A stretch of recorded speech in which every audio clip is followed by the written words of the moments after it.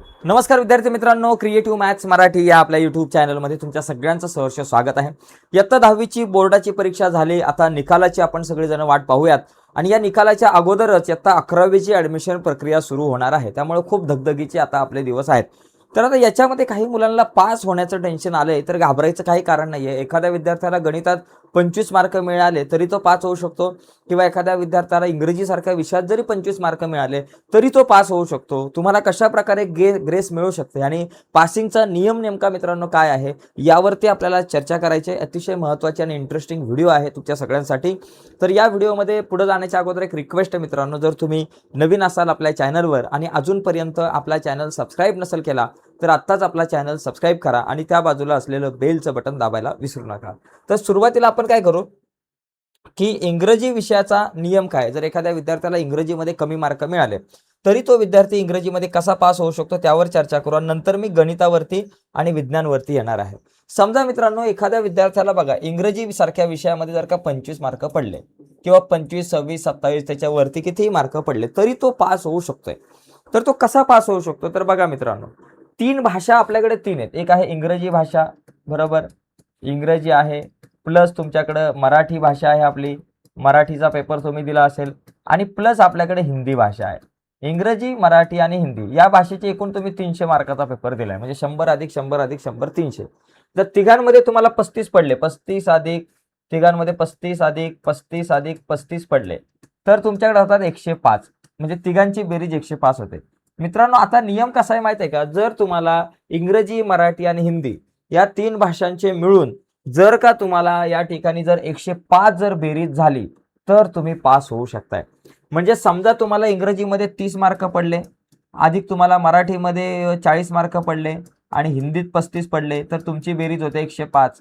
म्हणजे इंग्रजीमध्ये तुम्हाला 30 मार्क पडून सुद्धा तुम्ही पास होऊ शकताय. बरोबर, इंग्रजीमध्ये 30 मार्क म्हणजे कमी मार्क पडले तरी सुद्धा तुम्ही पास होऊ शकताय.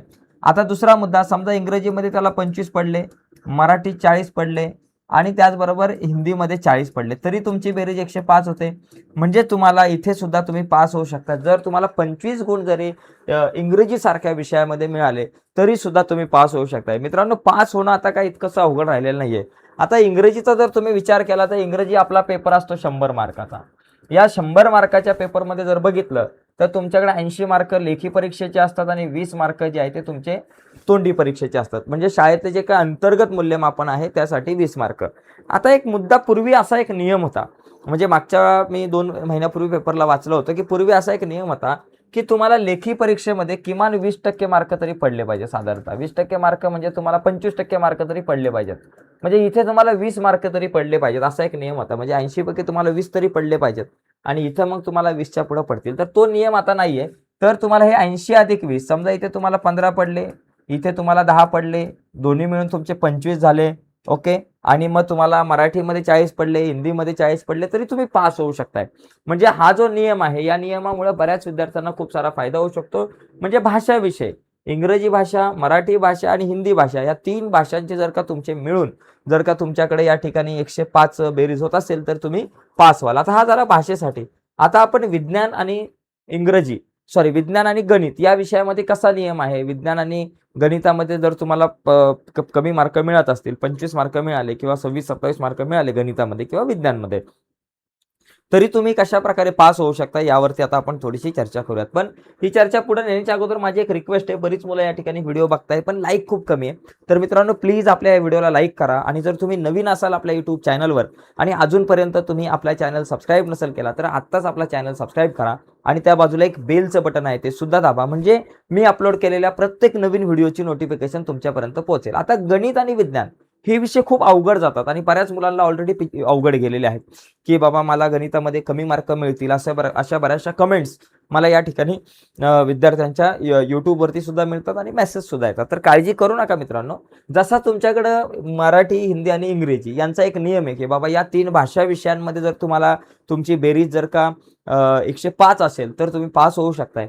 तसंच आपण जर विज्ञानाचा विचार केला, एक मिनिट, विज्ञान आणि गणिताचा जर आपण विचार केला, विज्ञान विषय आपल्याकडं ओके आणि अधिक गणित विषयाचा विचार केला, विज्ञान आणि गणित मिळून विज्ञान 100 मार्क, गणित 100 मार्क, 200 मार्काचे आपले 2 पेपर, 200 गुण. समजा जर का पास व्हायचा असेल तर एखाद्या विद्यार्थ्याला विज्ञानामध्ये समजा 35 पडले, गणितामध्ये 35 पडले तर बाबा दोन्ही मिळून होतात 70 गुण, म्हणजे तो पास होऊ शकतो. ओके. आता इथं आपल्याकडे नियम कसा आहे माहिती आहे का, जसं 3 भाषांमध्ये 105 मार्क टोटल झाली पाहिजेत, तसंच या ठिकाणी मित्रांनो एक मिनिट, तसंच आपल्याला या ठिकाणी इथं बेरीज 70 पाहिजे. म्हणजे तुम्हाला जर का गणित आणि विज्ञान हे 2 विषय मिळून जर का तुमची बेरीज 70 झाली आणि एखाद्या विषयामध्ये जर तुम्हाला 25 किंवा त्याच्या जवळपास मार्क आहे, 25 पेक्षा जास्त मार्क आहे, 25 आणि 35च्या मध्ये मार्क आहे, तरी सुद्धा तुम्ही पास होऊ शकता. बघा कसं, आता समजा एखाद्या विद्यार्थ्याला इथं 30च मार्क आहेत, विज्ञानमध्ये 30 मार्क आहे आणि गणितामध्ये त्याला 40 मार्क आहे. 30 आणि 40 बाबा किती, या ठिकाणी 70 होतात. बाबा तू पास झाला. ठीक आहे. एखाद्या विद्यार्थ्याला इथं 25 मार्क आहे आणि इथं 45 मार्क आहे, दोघांची बेरीज 70 झाली, तुम्ही पास झाले. किंवा थोडंसं उलटं झालं, समजा त्याला बाबा इथं विज्ञानमध्ये त्याला 40 मार्क आहेत आणि त्याला गणितामध्ये त्याला बाबा फक्त या ठिकाणी गणितात त्याला फक्त 30च मार्क आहे, इथे 70 टोटल झाली, तरी तुम्ही दोन्ही विषयात पास होत आहेत. किंवा इथं त्याला 45 मार्क आहेत आणि इथं त्याला बाबा 25च मार्क आहेत, 45 आणि 25 70 झाले, तुम्ही पास झाले. तर अशा पद्धतीने मित्रांनो विज्ञान आणि गणिताचा हा नियम आहे. विज्ञान आणि गणित या 2 विषयांची जर तुमची बेरीज जर का 70 झाली आणि किमान एका विषयामध्ये जर तुम्हाला 25च्या वर मार्क असेल तर तुम्ही पास होऊ शकताय. ओके. तर अशा प्रकारे हे 2 गोष्टी, विषय अवघड जाणारे आहे इंग्रजी तुम्हाला अवघड जातो, पण तरी सुद्धा तुम्ही पास होऊ शकता. जर तुम्हाला मराठी आणि हिंदीमध्ये चांगले मार्क मिळाले आणि इंग्रजीमध्ये तुम्हाला 25 आणि 30च्या दरम्यान, जर 35च्या दरम्यान मार्क मिळाले तर तुम्ही पास व्हाल. पण जर 25च्या खाली मार्क मिळाले तर काय, हा एक महत्त्वाचा प्रश्न आहे मित्रांनो. 25च्या खाली मार्क मिळाले तर मग तुम्ही नापास व्हाल. जर तुम्हाला तुमची तोंडी परीक्षा मिळून, अंतर्गत मूल्यमापनाचे मार्क मिळून, त्याचबरोबर तुम्हाला लेखी परीक्षा मिळून जर 25च्या खाली मार्क असेल, 24 जरी असेल, तरी तुमचं पास होणं मुश्किल आहे. किमान 25 मार्क तरी तुम्हाला पाहिजेत. कारण लक्षात घ्या, तुम्हाला तोंडी परीक्षेमध्ये शाळेतल्या कसेही 20 मार्क मिळतात, मग लेखी परीक्षेमध्ये 5 पण मिळत असेल तर झालं, पास होऊन पण आपला काय फायदा नाहीये, काय दिवा नाही. म्हणजे आपण वर्षभर नुसता टाइमपास केला आणि आपण अपेक्षा करतो की बाबा मी पास व्हावं. मला असं वाटतं या कुबड्यांच्या सहाय्याने जगलं नाही पाहिजे, अभ्यास केला पाहिजे. तर पुढच्या वेळेस ज्यावेळेस तुम्ही 11वीला जाल त्यावेळेस चांगला अभ्यास करा. ठीक आहे.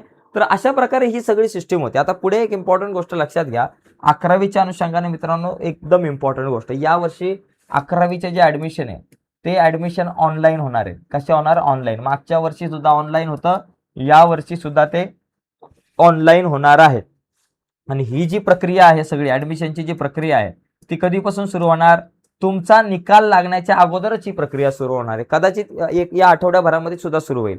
म्हणजे 11वीची जी ऑनलाईन ऍडमिशनची जी प्रक्रिया आहे, यावर्षी असं सांगण्यात आलं होतं की 11वीची ऑनलाईनची ऍडमिशनची प्रक्रिया आहे ती या वर्षीपासून लवकर सुरू होणार आहे. कारण मागच्या वर्षी 13 मेला तुमचा रिझल्ट लागला होता, 13 मेला तुमचा निकाल लागला होता आणि त्यामुळे मग निकाल लागल्यानंतर ऍडमिशन प्रक्रिया सुरू झाली आणि या प्रक्रियेत खूप साऱ्या अडचणी आल्या. जवळपास डिसेंबरपर्यंत काही मुलांना ऍडमिशन मिळाले नव्हते, त्यामुळे बऱ्याच मुलांचं शैक्षणिक नुकसान झालं. त्यामुळे यावर्षी बोर्डानं असा नियम घेतलाय शिक्षण विभागाने की 11वीची जी ऍडमिशन प्रक्रिया आहे की 10वीचा निकाल लागल्यानंतर लगेच सुरू करायची. आता असं सांगितलंय, पण आता 10वीची परीक्षा संपल्यानंतर लगेच ही 11वीची प्रवेश प्रक्रिया सुरू करायची असं या ठिकाणी म्हणतायत.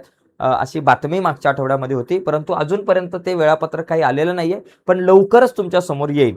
ओके. आणि जसे ते वेळापत्रक येईल 11वीच्या ऍडमिशनच्या अनुषंगाने, तर त्यावरती मी नक्कीच व्हिडिओ बनवेल आणि ती व्हिडिओ तुमच्यापर्यंत पोहोचावी असं तुम्हाला वाटत असेल आणि अजूनपर्यंत तुम्ही आपला चॅनल सबस्क्राईब नसेल केला तर मित्रांनो आत्ताच आपला चॅनल सबस्क्राईब करा आणि त्या बाजूला असलेलं बेलचं बटन दाबायला विसरू नका, जेणेकरून आम्ही अपलोड केलेल्या प्रत्येक नवीन व्हिडिओची नोटिफिकेशन सगळ्यात अगोदर तुमच्यापर्यंत पोहोचेल. बाय मित्रांनो, धन्यवाद सर्वांना.